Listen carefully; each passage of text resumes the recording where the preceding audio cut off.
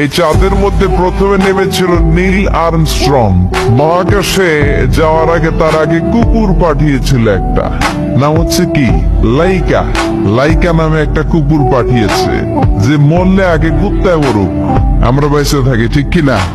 নাসার বিজ্ঞানীরা আগে কুকুর পাঠানোর পরে দেখেন সে বেঁচে থাকে না, কারণ আপনি মাধ্যাকর্ষণ শক্তির বাইরে গেলে ওখানে কোনো বাতাস নাই, ওখানে কোনো আওয়াজ নাই, ওখানে কোনো অক্সিজেন নাই, বাঁচার পরিবেশও নাই। চিল্লায় বলেন ঠিক কিনা? তারপর গেল ভ্যালেন্টিনা তেরেস্কোভা, প্রথম নভোচারী। এদের সাহসের এই ধারাবাহিকতায় 1969-এ অ্যাপোলো 11 নামে একটা স্পেস শাটল দিয়ে নাসার সেই স্টেশন থেকে নীল আর্মস্ট্রং, এডউইন অলড্রিন আর মাইকেল কলিন্স তিন বন্ধু মিলে একটা স্পেস শাটল দিয়ে চলে গেল চাঁদে।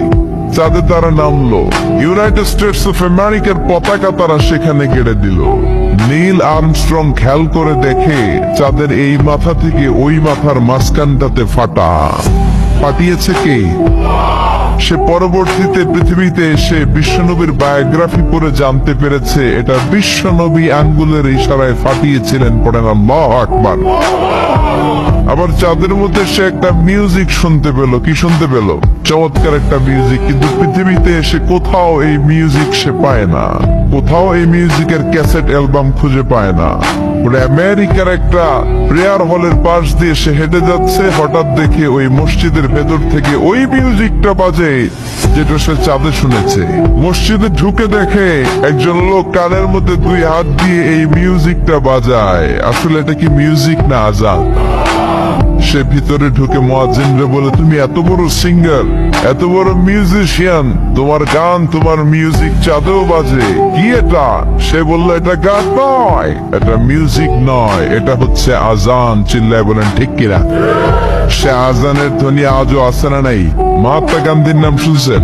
ভারতের অবিসংবাদিত নেতা, ব্রিটিশ খেদাও আন্দোলনের পুরোধা, যিনি বারেট ল করেছেন লন্ডন থেকে, পেশায় একজন ব্যারিস্টার। তিনি ভাবলেন সবসময় মুসলমানদের একজন নবীর কথা শুনি।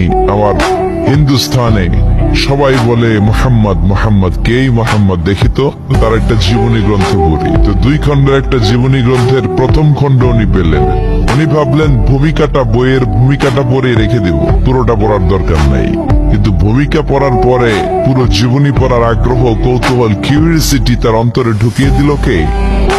পড়তে শুরু করলো বিশ্বনবীর শৈশবকাল, কৈশোরকাল, যৌবনকাল, তার বিবাহ, তার সমাজনীতি, তার রাষ্ট্রনীতি, তার আন্তর্জাতিক নীতি, তার মাক্কি জীবন, তার মাদানী জীবন।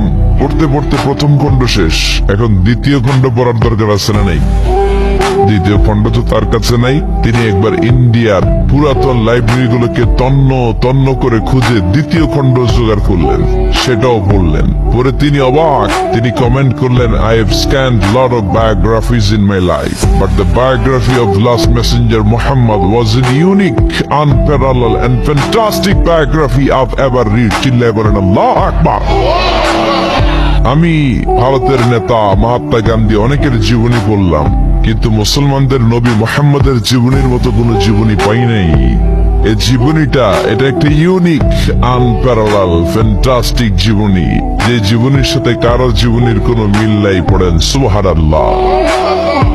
এটা কোনো মুসলমানের কথা না, হিন্দুর কথা।